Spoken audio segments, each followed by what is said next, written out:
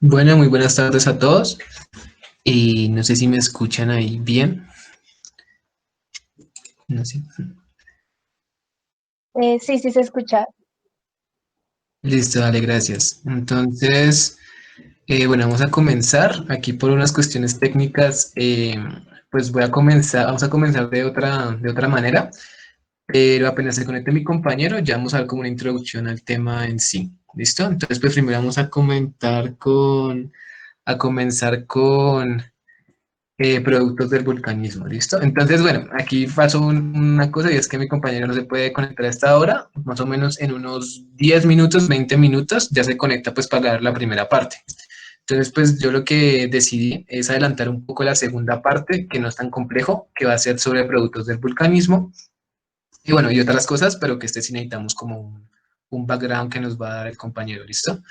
Entonces vamos a comenzar con productos del vulcanismo. Decidí separarlo en tres, digamos, como grandes productos o materiales. Las coladas de lavas, que digamos, se desglosan coladas cordadas, coladas tipo AA, coladas de bloques y coladas almohadilladas, gases, materiales piroclásticos, fragmentos juveniles, cristales y fragmentos líticos, y listo. Esas serían como las principales, digamos, como principales como vamos a dividir esta charla en cuanto a productos de vulcanismo. Entonces, como decía anteriormente, el primero que vamos a abordar es qué son las coladas de lava. Entonces, si nos remitimos a la definición, podemos ver que es un manto de lava fluida emitido por un volcán durante sus erupciones. El término fluido no significa que sea rápido o menos rápido, ¿listo? Entonces, es como una generalización, ¿listo? Es un manto de lava. Y que se emitió pues por un volcán durante las erupciones, que son esas, digamos, acciones que hacen los volcanes usualmente, ya sea para liberar presión, para liberar gases, pero más que todo para liberar presiones, ¿listo? Eso es algo que tenemos que tener muy en cuenta cuando nos referimos a volcanes. Bueno, es que esto ya se lo decía anteriormente, pero pues es como para aclararlo. Las lavas basálticas, bueno, hay dos tipos pues de lavas principales y son las lavas basálticas y las lavas ácidas o ricas en sílice y pues otro tipo que se puede decir así que son los tipos intermedios. ¿Listo? Entonces las lavas basálticas que tienen digamos de características es que las lavas basálticas son, digamos tienden, o sea, no son tan viscosas que las lavas ricas en sílice, me hago entender. Entonces, vamos a tener, esto lo explica mejor mi compañero, pero vamos a tener que las ricas en sílice lo que van a hacer es que van a ser más viscosas, ¿listo? Entonces, como son tan viscosas, se van a resistir como a fluir en ciertas superficies. Entre características de lavas basálticas tenemos que se calcula que más del 90% del volumen total de toda la lava terrestre es de composición basáltica, ¿listo? Entonces, esa composición basáltica se da principalmente, pues vamos a ver que se dan diferentes tipos de límites de placas.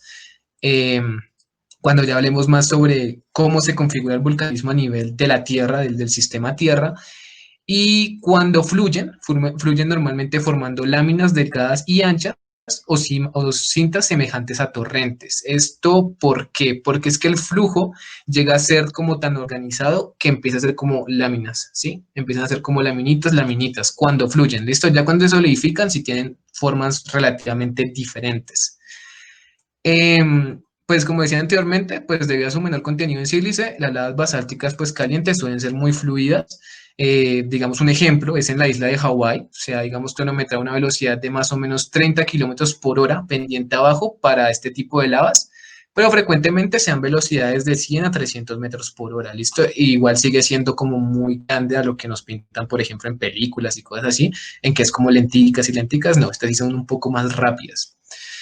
Bueno, además se conocen pues lavas basálticas que han viajado distancias de 150 kilómetros o más antes de solidificarse. Es decir, que en contraposición con lo que vamos a ver en lavas ácidas, estas tienen un mayor desplazamiento y por lo tanto tienden a tener como más tiempo de solidificación. No, sí, más tiempo de solidificación. Tienen como a tener más tiempo en cuando salen a la, digamos como a la atmósfera a la superficie antes de solidificarse.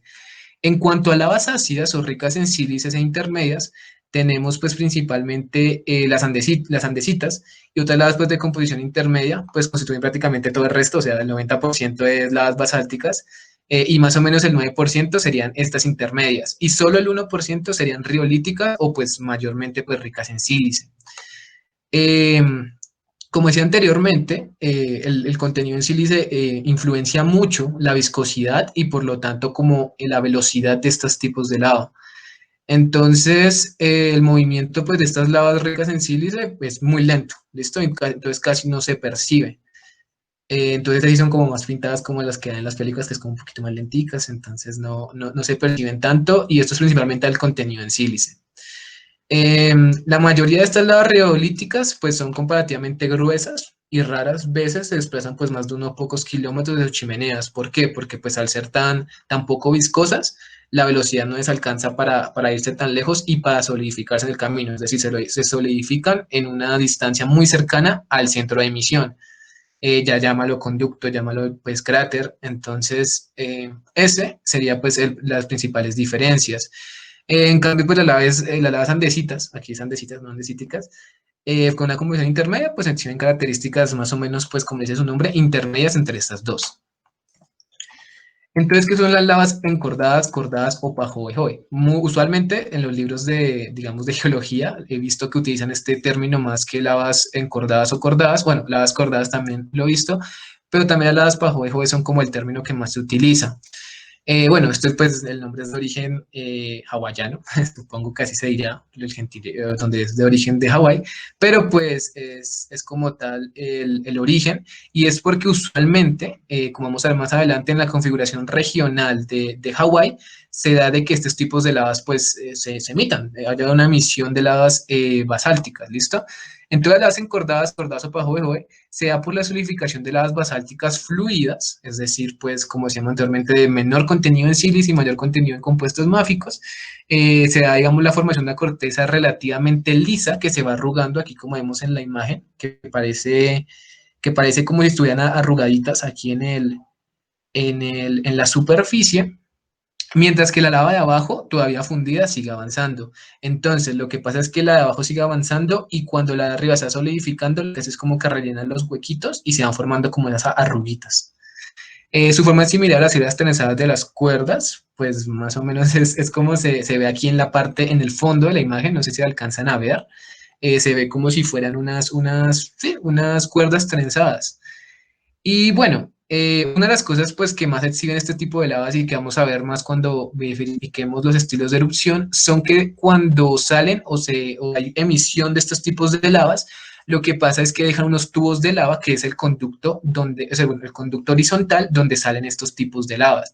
Vamos a ver un video pues muy chévere que es como una caverna que está un tubo de lava y pues si nos retomamos como la historia geológica de cómo se formó ese tubo de lava, pues vamos a ver que allí había lava, ¿listo? Entonces, pues es algo muy importante que tenemos que tener en cuenta. Eh, bueno, los tubos de lava pues son importantes porque permiten que las lavas fluidas avancen grandes distancias, pues desde su fuente, y no son tan habituales en lavas andesitas y riolíticas, ¿listo? O sea, no son tan usuales cuando es de mayor contenido en sílice. Bueno, tenemos las lavas AA, que nuevamente se da por la solidificación de lavas basálticas. Sus superficies de bloques ásperos y desiguales, como vemos aquí en la imagen, con bordes tienden a ser afilados pues, digamos, como cierto número de impurezas o rugosidades, podríamos denominarlo mejor. Eh, digamos, antes de que ocurra la solidificación, estas lavas pues son relativamente frías comparadas con las Pajuejoe. Esas lavas suelen ser más calientes y es algo que vamos a ver también después, y es que las lavas basálticas tienden a ser más calientes que las lavas ricas en silicio, principalmente pues, por la cantidad de gases disueltos, que es principalmente digamos, uno de los términos en donde se puede determinar la explosividad volcánica. Es, digamos, un factor muy importante, como lo vamos a ver después que hablemos de gases. Y bueno, estas son relativamente frías, es decir, que tienen un poquito o más contenido en sílice, tienden a ser gruesas y avanzan a velocidades mucho más lentas que la Pajoejoe, de 5 a 50 metros por hora. O sea, las velocidades que habíamos visto anteriormente de 100, 300 o hablaban de 30 kilómetros, estas son usualmente con las Pajoejoe, ¿listo? Los gases, pues, que escapan de la superficie producen numerosos huecos y agudas rugosidades en la lava que se solidifica. ¿Esto por qué? Porque el gas, pues sabemos que cuando cambian de presión o cuando tiene como un factor externo que lo cambie, lo que hace es que se forman como numerosos burbujitas y eso es lo que hace como que se, sí, como que hayan estas rugosidades que vemos acá, que no se consolide tanto. ¿Listo? Y bueno, también tenemos que la corteza exterior pues se va rompiendo y se forman como estos cascotes. Y bueno, esto principalmente también es vinculado a la erupción o bueno, la formación y la erupción del volcán mexicano Paricutín, que vamos a ver cuando hablemos de conos de escoria. Este fue un volcán muy famoso a nivel pues de la vulcanología porque fue uno, bueno, creo que es el único volcán que hemos visto su nacimiento y su muerte. Entonces vimos como de la noche a la mañana, bueno, no vimos porque yo no estaba en esa época, pero vimos, bueno, se vio que este volcán pues se formó de la noche a la mañana prácticamente y digamos en un ambiente llano, en donde no había mucho cambio, se formó pues el volcán y quedó allí, creo que arrasó como una ciudad, esta San Juan Parangaricutiro. Y estas lavas que digamos, tuvo de emisión este volcán fueron inclusive lavas AA. Eh, y aquí pues una de las principales es que recordemos que las lavas basálticas suelen demorarse en solidificarse primero, suelen ser muy rápidas, miren aquí 1 metro al día, o sea, muy poco, o sea, no es tanto comparado con lo demás, pero miren cuánto duró durante más de 3 meses.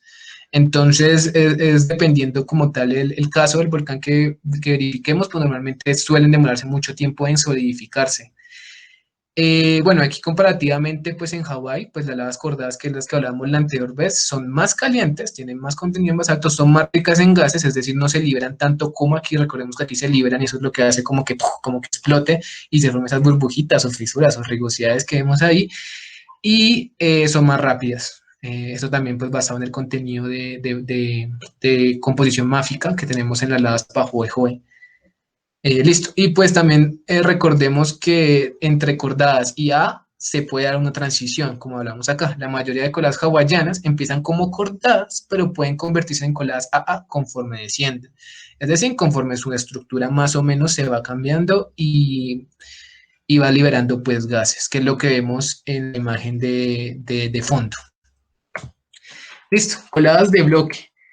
Entonces, pues las coladas de bloques, pues normalmente se da en magmas y lavas andesíticas bueno, andesitas y reolíticas y tienden a generar pues coladas de bloques, como lo que está diciendo ahorita.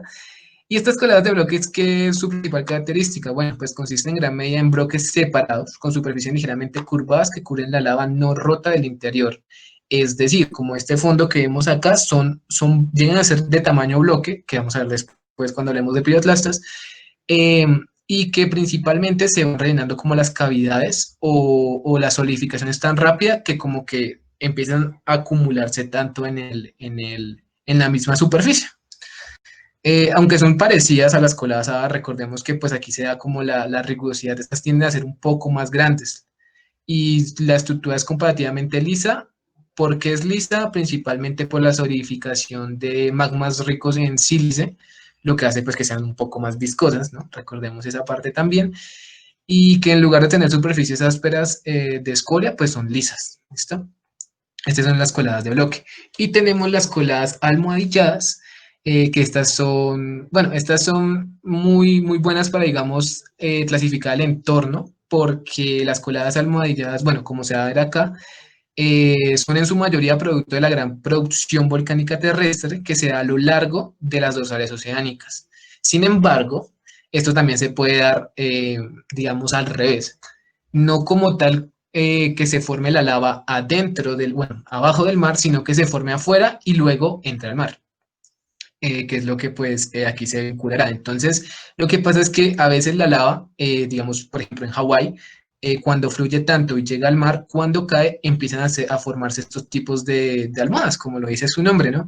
Y estas lavas almohadilladas lo que nos puede indicar, si lo encontramos en tierra, es que esta superficie pudo ser en otro tiempo, pues o sea, pudo haber agua en esa superficie, ¿listo? Entonces es como un tipo de solidificación de la lava cuando está en el agua y puede indicar en cierta manera si es en una, digamos, dorsal oceánica, que vamos a ver después en la estructura regional, altos contenidos de composición máfica, o en su defecto, pues como decía anteriormente, que llegara desde la superficie hacia el mar, como el caso de Hawái. Listo, en gases, ¿qué nos indica el gas y por qué es tan importante, digamos, el análisis? Acá hay una charla, si no estoy mal, en el canal del Semillero, Vulcanología y Geotermia pues, de la Universidad Nacional, en donde pues se habla un poco más sobre pues, los gases en erupciones volcánicas o en el análisis de riesgo volcánico. Y esto es principalmente porque la presencia de gas es prácticamente muy, o sea, incrementa o tiene, es un factor de apreciación cuando se hace el estudio de la actividad explosiva de este volcán. Entonces tenemos que como consecuencias de magmas ricos en gas y bueno, y presiones, recordemos que la mayoría de las erupciones se da por acumulación de presión y la mayoría de las erupciones pues muy grandes se da porque hay mucha presión acumulada durante mucho tiempo y digamos, magmas ricos lo que hace es que al ser volátiles, reaccionan de una manera pues muy potente, lo que hace que aumente la explosividad volcánica de ciertos tipos de volcanes. Sin embargo, hay otros volcanes que, digamos, emiten mucha cantidad de este gas, pero sin erupcionar. ¿Y cómo vemos representado esto? Tal vez en géiseres, tal vez en fumarolas, tal vez en aguas termales, en el mismo cráter se puede dar la emisión de gas, pero no empieza a acumular presión, sino que el conducto es prácticamente, o sea, no hay como algo que lo obstaculice y que frene ese gas, sino que pues es derecho, ¿no? Y pues esto es muy importante también porque muchas de estas manifestaciones de gas que salen de algo pues más o menos pacíficamente, sin dar mucho caso, como las erupciones que vemos en otros tipos de volcanes, algunas veces son manifestaciones pues geotérmicas que nos pueden ayudar, no sé, como ahorita está o sea, ahorita pues están buscándose nuevas maneras de energía renovables y cosas así, entonces pues son manifestaciones que nos pueden servir para tal vez categorizar qué tan bueno económicamente sería explotar ese cierto yacimiento geotérmico. Bueno, o, la geología de la región tal vez es importante para cierto mineral y cosas así. Entonces, los gases que representan, bueno, pues representan muchas cosas, si los magmas son ricos o pobres en gases disueltos, de dónde viene el gas, si es del manto, si es de material subducido en límites de placas, si es de una roca sedimentaria, si es de fluidos que están cerca, si está en contacto con agua subterránea, si está en contacto con agua meteórica, cosas así, y también se puede utilizar para la actividad eruptiva. Entonces, si vemos una emisión más grande de gas, no sé, de un tipo de gas, esto puede indicar de que lo más posible es que erupcione en un cierto lapso más o menos temprano de tiempo. Bueno, eso es lo principal en cuanto a gases, lo que nos sirve prácticamente para hacer una charla de sobre los gases, porque son muchos, como vemos acá, la composición de muchos gases volcánicos va desde agua, dióxido de carbono, ácido sulfúrico, argón, cada una puede identificarse de tipos diferentes y es como un punto de referencia cuando hacemos el estudio. Y bueno, y para finalizar, vamos a hablar sobre rocas volcanoclásticas, y las rocas volcanoclásticas pues son rocas constituidas pues por todo tipo de materiales volcanoclásticos, como dice su nombre, clástico, pues no sé, para los que no son geólogos, tal vez se puede imaginar como unos granos en cuanto a composición como litológica, como rocas, pedacitos de roca.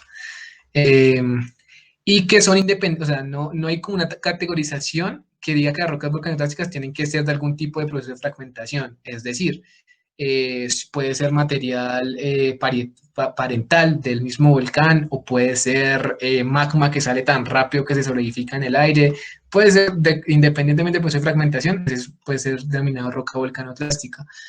Bueno, dispersados por cualquier agente de transporte y depositados en cualquier ambiente o mezclados en proporción significativa con fragmentos no volcánicos. Entonces, lo que nos indica acá es que para que se denominen rocas volcanoplásticas, primero tienen que ser pues compactados y bueno, transportados, depositados y compactados para que una roca.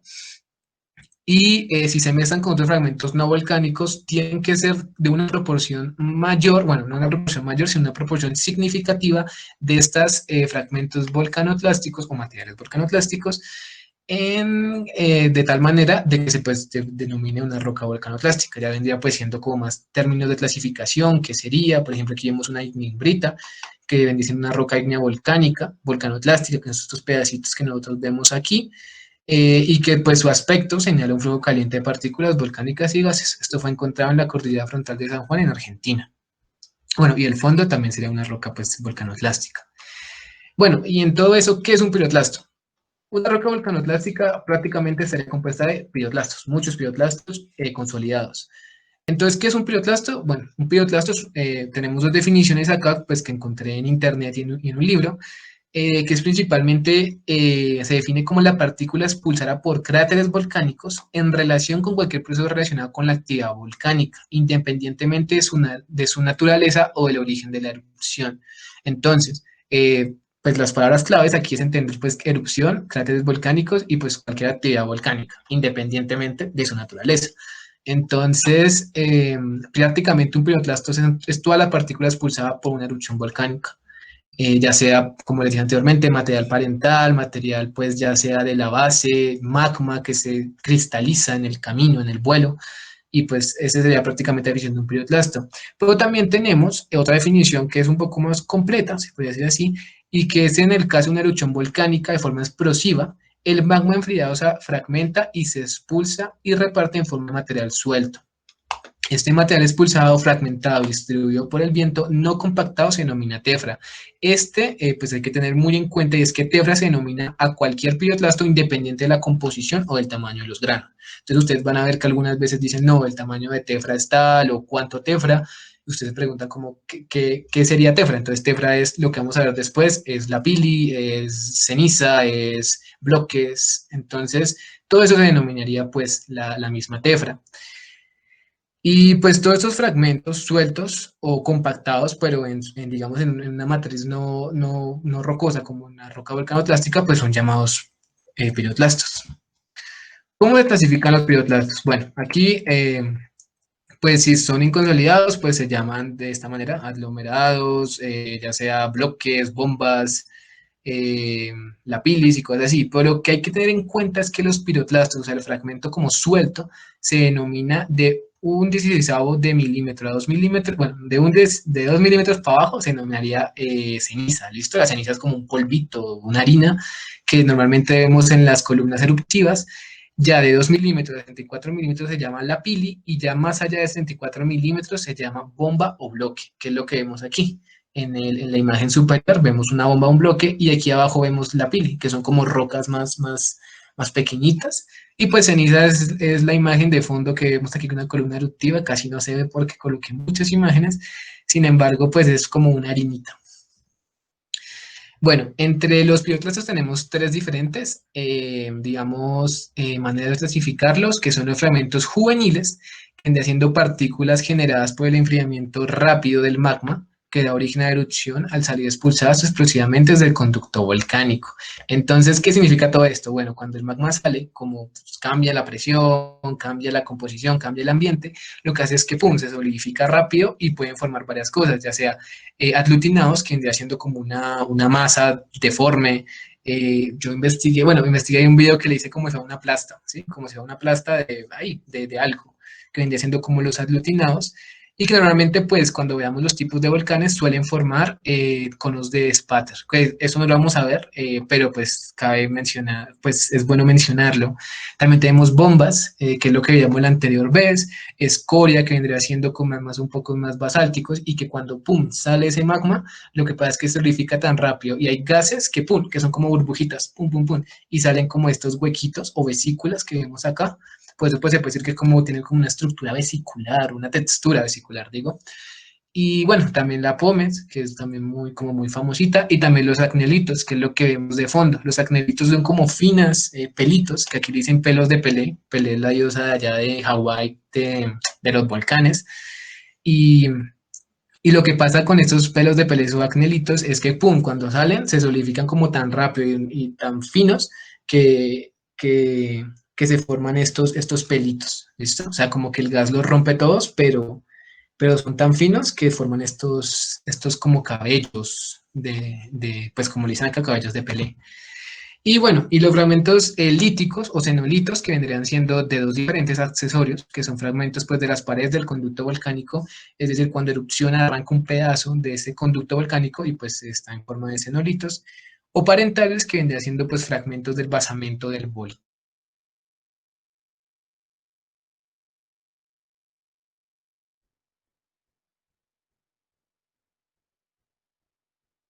Los cristales o xenocristales, que pueden ser juveniles o provenir de rocas preexistentes, y es que principalmente en el proceso de erupción pues se pueden cristalizar ciertos minerales. Es más que todo como el sentido. Listo, y aquí pues vamos a ver tipos de vulcanismo, pero creo que mi compañero ya está listo para presentar su parte, entonces lo dejo, los dejo con él.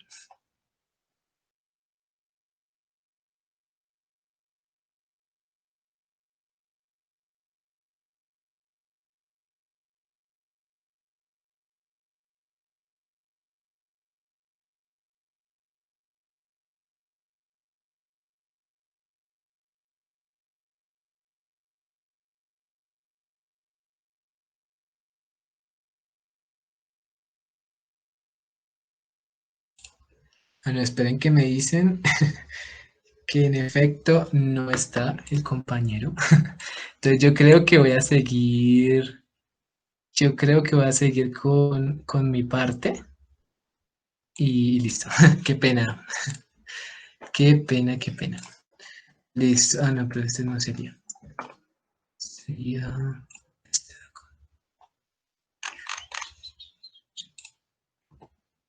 Listo. Entonces no sé si ya me oyen, pero si ya me oyen, creo que sí. Entonces vamos a ver pues tipos de vulcanismo, ¿listo? Entonces los tipos de vulcanismo, pues hay dos tipos principales de vulcanismo. Y bueno, sí, si no hablamos de estilo de erupción, sino tipos de vulcanismo, es el vulcanismo explosivo y el vulcanismo efusivo. ¿Qué pasa con el vulcanismo explosivo? Como su nombre lo indica, es prácticamente una explosión, ¿sí? Una descarga de presión, o sea, una acumulación tanta de presión de que cuando se libera, lo libera pues por todos los aires, ¿sí? O sea, como que quiere destruir todo el mundo. Entonces, ese es el vulcanismo explosivo. ¿Qué caracteriza a los vulcanismos explosivos? Bueno, magmas viscosos, es decir, con mayor contenido en sílice, como los andesitas, que es un contenido más o menos intermedio, no me atrevería a decir que es muy rico en sílice, pero se puede dar en estos tipos de magma. Pues fríos, como decía anteriormente, los magmas más ricos en sílice tienden a ser más fríos, pues alcanzan la superficie. ¿Qué pasa con estos tipos de, pues sí, de magmas? Es que tienen gran cantidad de gases disueltos que no pueden escapar tan fácilmente. Entonces, como no pueden escapar tan fácilmente, lo que hacen es que hacen dos cosas: acumulan presión nuevamente y lo que hace es que, pues, al acumular tanta presión, la fuerza necesaria para romper esa presión es mayor.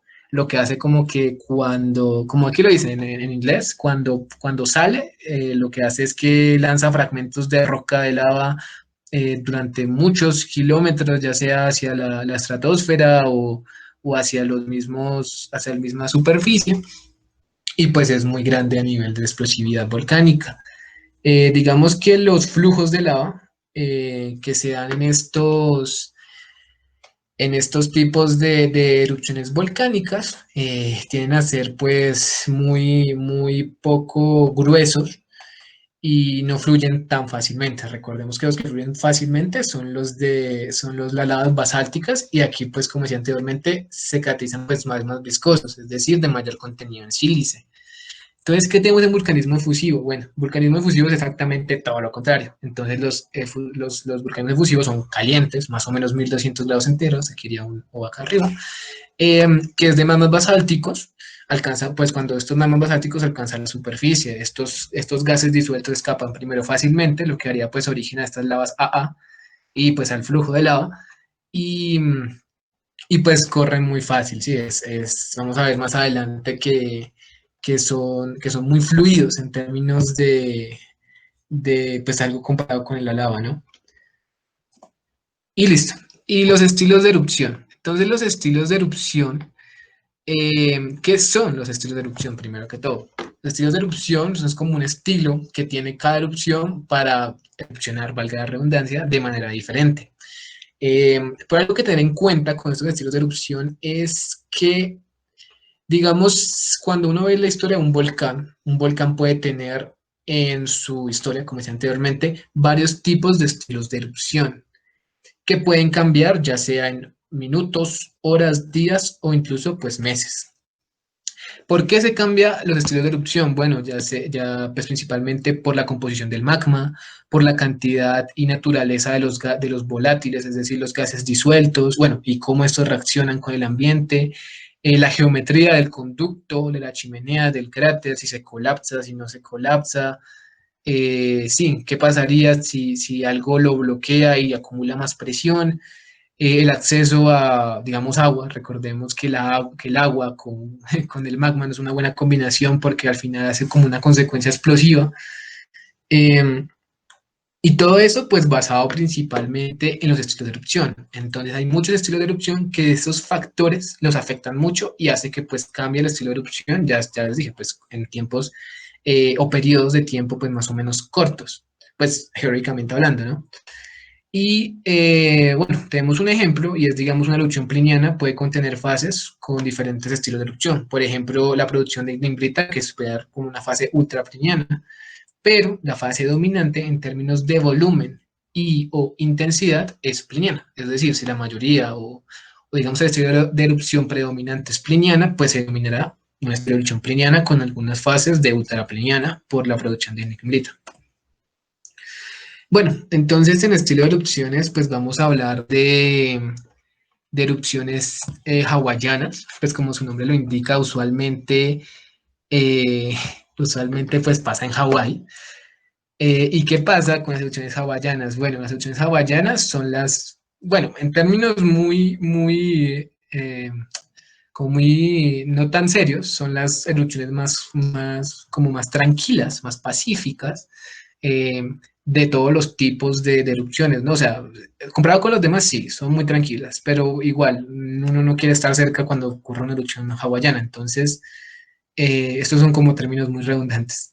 Pero pues son caracterizadas pues primero por emisiones efusivas, es decir, de lava basáltica, fluida, con poco contenido de gas, más o menos digamos, los volúmenes de material piroclástico es pequeño. Recordemos que el material piroclástico serían como partículas, aquí lo que saca más que todo es lava. Eh, y digamos que las principales cosas que estas erupciones hawaianas tienen es que, pues primero, no tienen mucha acumulación de presión.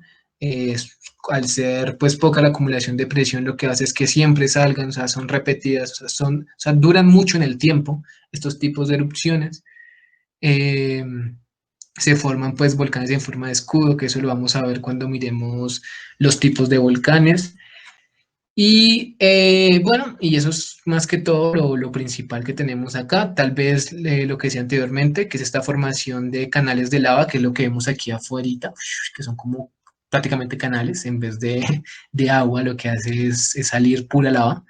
Y pues tubos de lava, que es lo que vamos a ver ahorita, que vendría siendo pues muy elemental, como les decía anteriormente, en las lavas Pajuejoy, que son las lavas cordadas y que tienden a ser más calientes y más fluidas. Bueno, y entre estas erupciones hawaianas tenemos las fisurales o islándicas. ¿Qué son las erupciones fisurales o islándicas? Bueno, prácticamente es que una fisura o una fractura de forma paralela, ¿sí? Imagínense una superficie, una vista de planta, imagínense dos líneas paralelas, por ahí empieza a emanar, pum, mucha lava, y esto hace que las erupciones pues, fissurales o islándicas suelan suceder ya sean en sistemas pues, de fractura pues, muy grandes, paralelas, o shadow, como le dicen acá, o en su defecto, ya sean como a nivel regional, por ejemplo, se pueden dar en límites divergentes. ¿Cómo así límites divergentes? Bueno, digamos como dos pedazos de corteza se quieren separar y lo que hace es que, pum, empieza a subir nuevo material, pues en forma de roca fundida, que se puede decir lava.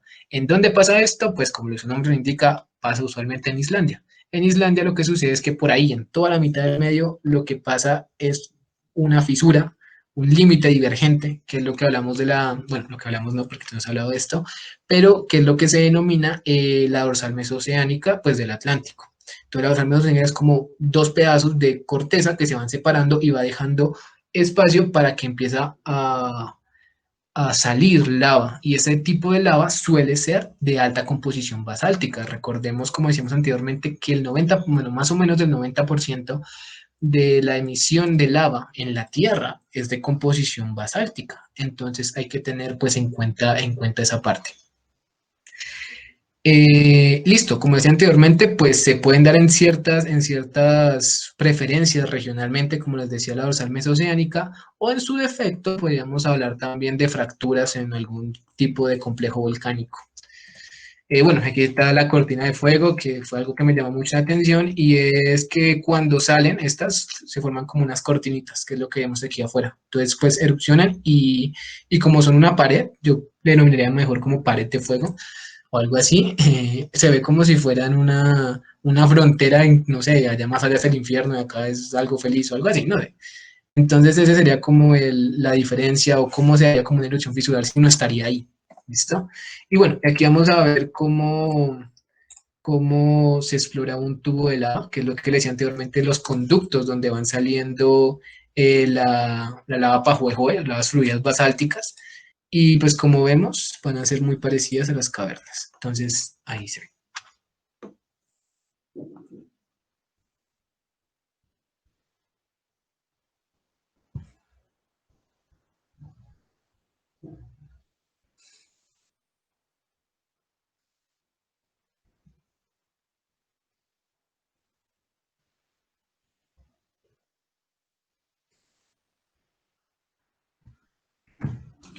Entonces, como pueden ver, es como un conducto, es como una arventación muy, muy de campo, en donde, ¿cómo se llamaría? Como un conducto volcánico en donde saldría toda esa lava, ¿listo? Entonces, aquí, no sé, hace en algún momento de su historia, pues, geológica, aquí pasó mucha lava y principalmente en forma, pues, de lava Pajuejue.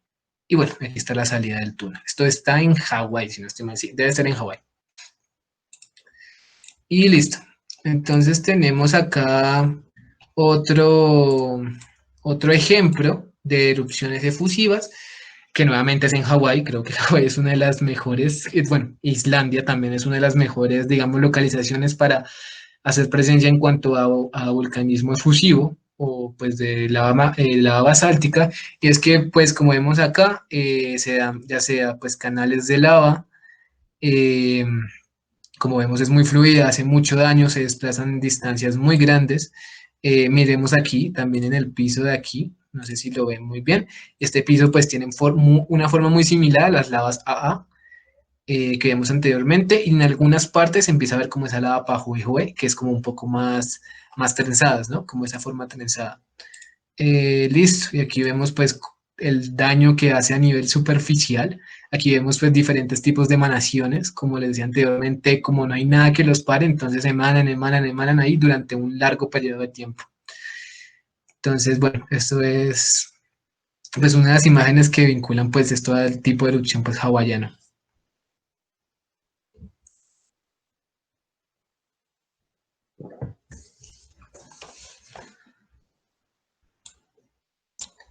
Listo. Entonces, pues aquí sería algo similar, algo así similar así pasa en lo que se denomina como cortina de fuego, sino que pues las fisuras son un poco más grandes y pues sí, es más que todo eso. ¿Qué hay que tener en cuenta con las erupciones hawaianas? Y es que la columna eruptiva, o sea, la columna como de gases que emanan, como ustedes ven, es casi inexistente o casi no se ve. Bueno, pues ahí se ven un pequeño como un mito que emanan estas erupciones hawaianas, pero es una columna de erupción muy pequeña y es algo que nos permite luego diferenciarlo con lo que va a explicar mi compañero después, que es el índice de explosividad volcánica, que utilizan uno de estos parámetros de la columna para ver qué tan explosiva es una erupción o qué tanto puede afectar esto a alguna población cercana. Listo. Entonces, ahí vemos la erupción y pasamos. Bueno, aquí vamos a hablar sobre las erupciones, tipo erupción, pues el estilo de erupción estromboliana. Pues aquí hay un montón de texto, pero lo tengo resumido mejor. Y es en cuanto a que las erupciones estrombolianas, pues son primero erupciones que no son sostenidas. Lo veamos en las erupciones, pues hawaianas, que son sostenidas, son constantes el tipo de erupción. eh, y que lo que principalmente caracteriza a este tipo de erupción es que son explosiones, hablemos de que las anteriores sean tipos de erupciones efusivas, estas erupciones son explosivas y esas mismas explosiones son de corta duración y son discretas. ¿Qué quiere decir discretas? Pues que pasa por ahí, o sea, no es que sean pum, pum, pum, pum, no, no, sino que son pum, para un rato y no sé, espérate un día, unos años y luego explota así, de nuevo. Otras diferencias, pues que se van a hablar un poco más después, es que el conducto es parcialmente abierto, es decir, que no hay nada que lo obstruya para que haya tanto acumulación de presión y pues que no sea tan fea la erupción, ¿no? La explosividad. Eh, digamos que la eyección de estos piroclastos que ustedes ven acá, que vendría siendo pues lava que luego se va a solidificar en el camino, es basáltica, es parabólica. Y esta lava que es parabólica o que tiene como una trayectoria balística, digo, no basáltica, balística, esa misma es la que se denomina, pues es una de las características también muy importantes del tipo de erupción pues estromboliana. Bueno, nuevamente esto está basado en Stromboli, que es un volcán en Italia. Vamos a ver, creo que todas las que siguen ahorita van a estar basadas en volcanes en Italia. Y pues los tipos de erupciones son los que pues se denotan ahí. Los más tienden a ser basálticos, andesitos y son pues comunes en cualquier volcán. Como dije anteriormente, no tiene que haber una acumulación de presión significativa. Listo. Principalmente en erupciones trombolianas y en vulcaniana, pues que también es basado bueno, pues como su nombre indica, aunque sea vulcaniana, también hay una isla en Italia que se llama Vulcano, en donde pues sean estos tipos de erupciones también. ¿Qué pasa con las erupciones tipos vulcanianas? Bueno, esto es como si avanzara un poco en el nivel de explosividad, porque primero, son erupciones nuevamente que no son sostenidas en el tiempo, como las erupciones hawaianas. Esta no es sostenida. Es violenta, es más violenta que la estromboliana, principalmente por lo que decíamos anteriormente, de que bueno, que en el anterior el conducto era libre, ¿sí? Pero aquí es todo lo contrario. El conducto, cuando erupciona, lo que hace es que se forma como un tapón. Y ese tapón lo que hace es acumular presión. Y como decíamos anteriormente, entre más presión, más fuerza hay que hacer para que ese tapón se destape, vale la redundancia de nuevo, y pues lo que hace es una explosión pues de escalas un poco más grandes. Eh, es violenta, como se llama anteriormente, pues para la fuerza es como tal muy grande, y tiene un tiempo en reposo, es decir, lo que hace es sale, se forma un tapón, se acumula presión y luego sale de nuevo, ¿listo? Entonces algo que tenemos que tener acá, usualmente se suele denominar esos como cañonazos, ondas de choque, o sea, las características principales es que este sí provoca como cañonazos, como ondas que cuando salen, al ser tan violenta, empiezan a ser pues como ondas de choque y suenan pues muy duro. Digamos que el magma usualmente que interviene acá son los andesitos adacíticos y de mayor contenido pues de sílice. Listo, esa es la vulcaniana y vamos a sacar un video de una erupción estromboliana, que es lo que les decía anteriormente, lo de la trayectoria balística. Entonces pues aquí está Stromboli, que es pues como se denomina el volcán y como se denomina el estilo de erupción también.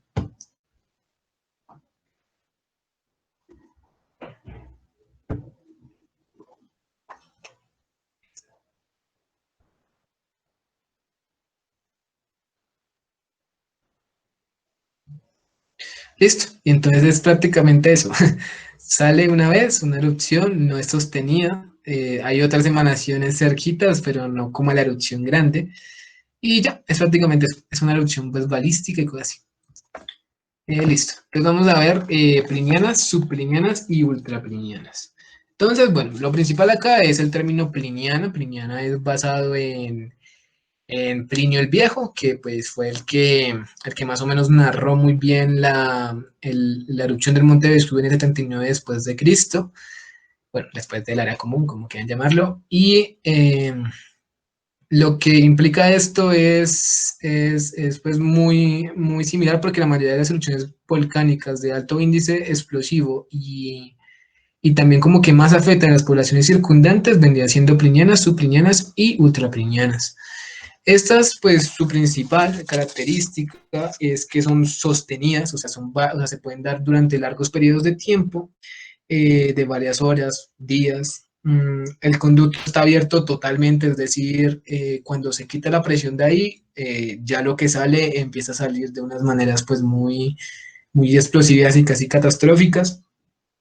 La mayoría de lo que saca esta erupción son piedras pómez. Recordemos también que no he hecho mucho antes, y es que, digamos, la escoria se puede parecer a la piedra pómez en cuanto a las vesículas, ¿sí? Porque pues, la piedra pómez también tiene como unas vesículas ahí chiquiticas. Sin embargo, la piedra pómez se caracteriza principalmente por ser de magmas de alto contenido en sílice, mientras la escoria es todo lo contrario, además un poco más basálticos a dacíticos.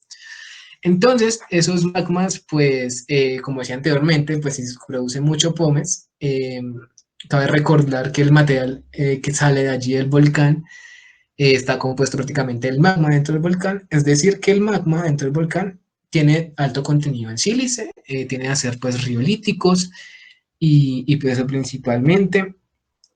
Y algo que como tal es muy característico en las erupciones plinianas es esta cosa que vemos acá, que es la columna eruptiva. Como les decía anteriormente, se puede hacer como un tipo de categorización del índice de explosividad basado en la columna eruptiva. Porque la columna eruptiva pues denota muchas cosas, ya sea el alcance, el alcance digamos, la presión acumulada, como los gases que hay en esa erupción.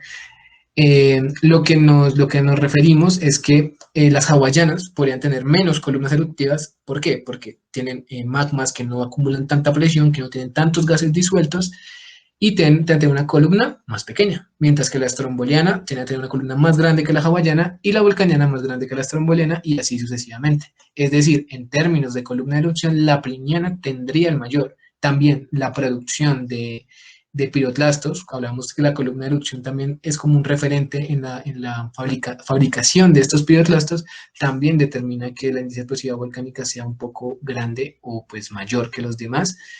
Y bueno, normalmente, pues como decía aquí, la mayoría de las características es que son magmas eh, de alto contenido, pues de volátiles, de alta viscosidad, y normalmente generan pues el colapso de las calderas, de las calderas donde sale, o sea, esto es una erupción muy fea de estar allí. Entonces, claro, lo que hace es que destroza todo a su alrededor y hasta puede cambiar el clima en algunas regiones por estos mismos gases que hacen y puede provocar ya sea lluvias ácidas y cosas así. Puede alcanzar pues lo mismo, niveles pues de la estratosfera y de ahí para adelante pues es cuestión de llegar a algún contenido en agua y puede provocar pues lluvias ácidas. Listo, y aquí vemos, digamos, las principales características de subpliniana, pliniana y ultrapliniana o ignimbritica, perdón. Y después principalmente esa producción de ignimbritas, ¿sí? Esto es más que todo como tal, no, la humanidad no ha visto, bueno, no ha categorizado una erupción ultrapliniana que en este momento sepa, sino que se ha visto pues en la historia de la Tierra y que suelen ser el máximo índice de explosividad volcánica que luego vamos a ver que es 8. Y esas son pues las principales características, ¿no? No pienso pues decirlas así textualmente y explicarlas porque nos tomaríamos mucho tiempo, pero es más que todo como la magnitud de la producción de tefra, de la columna y de los gases disueltos en ese mismo tipo de erupción. Y pues un resumen de todo lo que hablé. La hawaiana pues tiene pocos gases, gases disueltos, tiene una producción de magma pues prácticamente a pepi cuarta, no hay tanta fuente de piroclastos. La estromboliana pues tiene estructuras balísticas, la vulcaniana, que es la que vemos aquí en la derecha, lo que hace es tener el tapón y pues ya las erupciones ya plinianas ya son prácticamente luego de la acumulación de presión, lo que hace es salir y pues sale con todo lo de la ley y no le importa mucho lo que pase después, si hablamos en términos coloquiales, pero hay que tener en cuenta de que primero el tapón se puede formar más que todo por el alto contenido en sílice y por la de los gases disueltos, no es tanto un tapón de roca como en la vulcaniana, no, es más que todo como que el mismo magma quiere atraparse ahí, o sea, como por las mismas características. Y bueno, y tenemos pues otros tipos de erupciones que son un poco pues menos conocidos. Tenemos la Surceyana, en honor pues a la isla de Surcey en Islandia, que prácticamente nació del mar. Aquí vemos una imagen, yo creo que, no, la embarré y no creo que el video, perdón, pero principalmente es esto, prácticamente se formó en el mar una isla y así se denominaron el tipo de erupción pues sursellana o flatostromboliana y que viene siendo el equivalente a erupciones estrombolianas, pero en un ambiente pues mojado, como le dicen acá, pero sería pues un ambiente acuoso. Entonces lo que sucede es que en vez de formarse en la superficie, se forma debajo del agua y cuando erupciona, pues como decía anteriormente, el contacto, aún si digamos es como estromboliana que veíamos que no tenía tantos gases comparados, no sé, con la pliniana o la vulcaniana, este, al estar debajo del agua, lo que hace es que el magma y el agua pues no se llevan muy bien y digamos como que se combinan, forman erupciones mucho mayores y pues una de estas es la erupción sursellana o freatostromboliana. Otros tipos de erupciones, bueno, tenemos erupciones límnicas, que es una pues de soluciones explosivas de gases magmáticos disueltos en agua, en la columna de agua, sí, en la columna de agua. Efratosprenianas, que sería prácticamente similar a las sursellanas, pero pasa en el contacto con agua subterránea y pues no hay muchos casos que se vean aquí actualmente. Peleana, que pues tiene mayor, bueno, es como una variante de vulcaniana o stromboliana, en donde hay pues más producción de lava, de gas y pues digamos de flujos piroclásticos. ¿Listo? Esto principalmente basado, Peleana, es en la isla Martinica, si no estoy mal, en donde hay un volcán llamado Monte Pelé y prácticamente arrasó con toda la población de esa isla. Erupciones subglaciales, estas son muy comunes en lugares pues fríos, como le dice su nombre, por ejemplo Islandia, y pues se forma debajo de un glaciar, un volcán debajo de un glaciar, y cuando erupciona puede formar varios, digamos, peligros volcánicos como lahares y pues otros tipos. Erupciones submarinas, que es muy similar a sursellanas, pero que no tienen como una consecuencia visible en la superficie, sino que están tan al fondo que pues no los vemos. Es como principalmente estos tipos de erupciones o estilos de erupciones. Y bueno, y aquí vamos a ver pues un poco otro resumen de mucho y es que veamos acá, la hawaiana tiene columnas de erupción de más o menos de 2 kilómetros, la stromboliana de más o menos de 10, la subpliniana y así sucesivamente. Eh, Como vemos aquí está en ese orden que hice la exposición de hawaiana, stromboliana, subpliniana y ultrapliniana. Y pues ya otros como la sursellana, en donde tiene más índice de explosividad volcánica, por lo mismo, por el contacto con el agua, y la fratopliniana, que es también mucho mayor, y pues estas son las que provocan como más daño en cuanto a la superficie circundante. Aquí también podemos calcular el BEI, que viene siendo el máximo 8, con la cantidad de tefra, acuérdense que tefra se denomina cualquier piroclasto, producido, ya sea pues 0.00001 kilómetros en orden más o menos de 10 por 10, entonces 1 por 10 a la menos 4, a la menos 3, a la menos 2, a la menos 1, y ya pues a la 1 y pues ya se va aumentando, ¿listo? Y pues aquí vemos ejemplos como el Monte San Helens en Estados Unidos, el Pinatubo en las Filipinas, el Tambora en Indonesia, Lombo y Caldera, creo que esto es Estados Unidos, y la caldera Yellowstone, que pues está en Estados Unidos.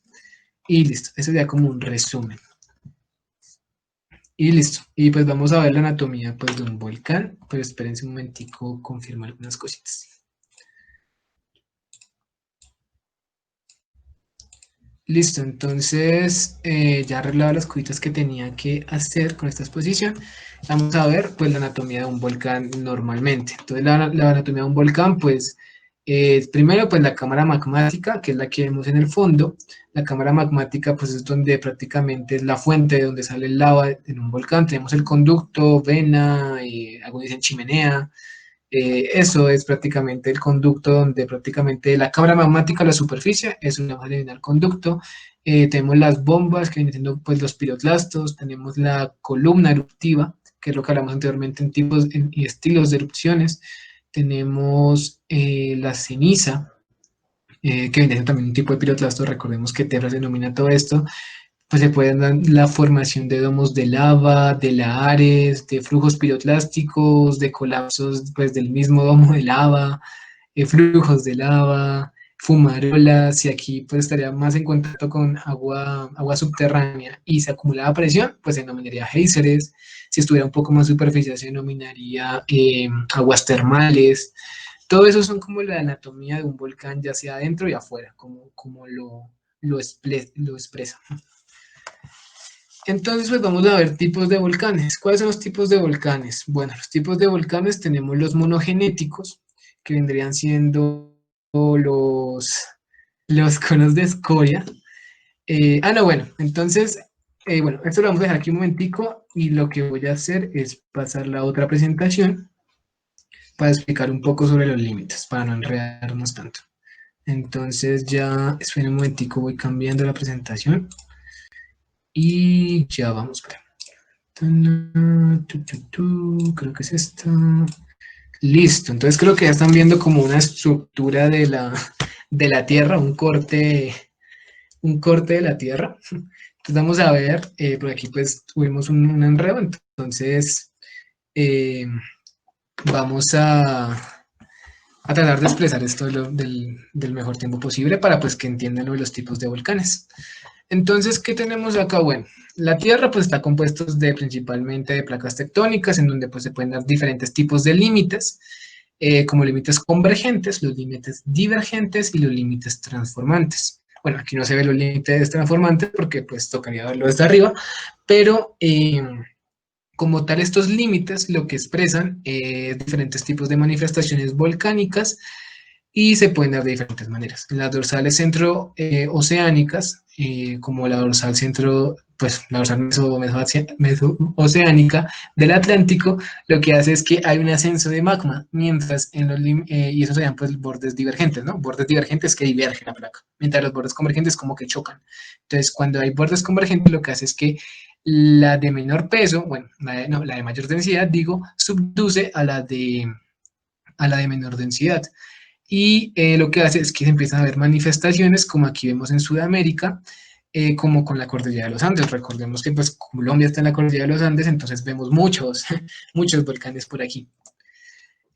Acá hay como un corte más cercano de lo que quería decir en cuanto a la cordillera de los Andes, y es que cuando subduce, recuerden, entonces digamos que no, esto es más denso, entonces está, subduce, y lo que pasa es que aquí en el contacto lo que se va a hacer es que va a subir un poco de lava y van a haber manifestaciones de los volcanes acá. Entonces, pues no sé, coloquémosle un nombre, este va a ser el Océano Pacífico, este va a ser el continente sudamericano, y esta es la placa de Nazca y esta es la placa sudamericana. Entonces la placa de Nazca lo que hace es ¡fum! Baja, subduce, ¡tum! Sale lava y empiezan a formarse pues las cordilleras como las cordilleras de los Andes. Esto pasa en todo el mundo. Recordemos que en la placa norteamericana tenemos, bueno, en Estados Unidos, en Sudamérica, en África, y a excepción de estos, también hay unos puntos que denominamos hot spot, que es por ejemplo aquí en Hawái. Entonces en Hawái lo que es que es un hot spot, que es como una pluma mantélica que va desde el manto. Entonces miremos esta estructura y aquí, manto inferior. Entonces el manto, aquí pues hay algunas diferencias de composición, pero la principal es que el manto inferior tiende a ser un poco más plástico, llamémoslo así, un poco pues más de roca fundida, y ese manto, hay algunos puntos que usualmente y retóricamente pues le llaman hotspot, que vienen siendo puntos calientes, en donde esa pluma mantélica lo que hace es que, pum, pasa todo y hace una emanación gigantesca en ese tipo de puntos. Como ejemplo tenemos aquí en Hawái, las islas de Hawái, y como otro ejemplo tenemos acá, acá hay algo que se llama Valle del Rift, que es, bueno, aquí no se ve mucho, pero ahorita que vemos tipos de volcanes, pues yo creo que se va a ver mucho mejor en donde hay una región que se llama, bueno, no hay una región que se llama, pero hay muchos grandes lagos. Entonces, esos grandes lagos lo que hacen es que son como separaciones que hace la placa aquí en todo el continente africano. Es decir, que en algún momento eso se va a abrir y pues va a formar un nuevo océano o pues bueno, si estamos vivos, pues no vamos a estar vivos porque esas escalas pues geológicas de tiempo muy grande. Y bueno, y aquí es algo mucho mejor, que es el mismo contacto pero expresado en volcanes. Entonces, por ejemplo, aquí hay un límite, fun, un límite, fun, fun, fun, otro límite, fun, fun, más límites, ¿listo? Aquí, límite divergente, fun, más límites. Entonces van saliendo y van saliendo. Aquí, como les dije, este es Islandia, entonces, pues, ajá, o sea, pasa por toda la dorsal. Entonces hay tantos volcanes ahí que, pues, no sé quién le ocurrió vivir allí, pero no sé. Y pues también tenemos otros como en África, como esta parte de acá, en donde Eh, También se da pues este rift, que es el Gran Valle del Rift, y que pues hay muchos volcanes, como les digo anteriormente, esta parte en algún momento próximo se va a separar. Tenemos aquí en Italia, de nuevo, dos placas convergentes, recordemos por qué en Italia pasa tanta vaina, aquí en África, aquí también aquí India, recordemos que India antes estaba separado, y también el cinturón de fuego del Pacífico, que creo que es la mayor, el mayor ejemplo que tenemos actualmente, y es que en todo este Pacífico, miren, sigamos, seguimos acá una rayita, sería desde acá, y aquí sigue acá, por todo el Pacífico, por toda la frontera del Pacífico. Entonces, el cinturón de fuego lo que hace pues son placas de subducción en donde pasa esto. Y bueno, y lo del hotspot, como el Mauna Loa que ustedes ven, no tiene como una correlación con lo demás, sino que pues está en medio de la nada, que viene siendo como un hueco, se le ocurre hacer un hueco ahí y pues pum, salió el manto, salió pues la lava del manto. Bueno, tenemos datos generales. Digamos que se estima que en el mundo hay cerca de 2000 volcanes, entre activos e inactivos. Cerca de 35 volcanes están en el cinturón de fuego del Pacífico. Eh, Entre países tenemos Chile, o sea, en países con mayor contenido de volcanes o mayor cantidad de volcanes tenemos Chile, Estados Unidos, Japón, Rusia, Indonesia. Pues vamos a ver Indonesia muchas en las películas y cosas así, porque ahí pasaron muchas erupciones volcánicas. También tenemos Japón, también con todas estas cuestiones de erupciones volcánicas, simplemente por también estar en límites convergentes de placas. Estados Unidos y pues todas esas cosas. Tenemos alrededor de 500, bueno, y alrededor de 500 millones de personas viven en áreas influenciadas de los volcanes, entonces esto es un constante peligro. Y ustedes se preguntarán, o sea, ¿qué tiene de bueno estar al lado de un volcán? Esto lo vamos a ver un poquito más adelante. Bueno, aquí tenemos el Monte Fuji, aquí tenemos la ciudad de Pasto, si no estoy mal es el volcán, bueno, aquí se me pasa el nombre, y bueno, aquí vemos muchos más tipos de volcanes cerca a urbes, ¿listo? A urbes de población pues más o menos alta. Entonces, ¿qué es el magma? Bueno, yo creo que ya sabemos más o menos qué es el magma, pero pues es prácticamente roca fundida, puede ser básico, cuando es inferior al 52% en cuanto a sílice, es intermedio cuando está entre el 50 y el 63% de sílice, y ácido cuando supera el 63%. Eso pues tiene mucho que ver con la viscosidad. Aquí tenemos pues la cámara magmática, que es lo que decía anteriormente.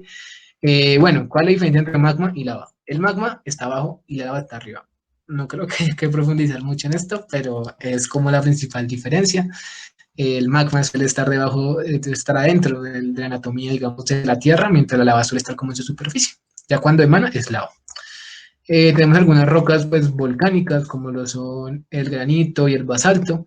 Estas rocas, bueno, no volcánicas, rocas ígneas, como el granito y el basalto. El basalto sería roca ígnea y el granito pues sería roca, uy, se me pasó el nombre ahora, perdónenme, pero es el tipo de roca pues que ya se da como en cuerpos intrusivos y esto principalmente pues basado en emanaciones volcánicas. Todas estas cuestiones es lo que provoca principalmente diferentes tipos de rocas.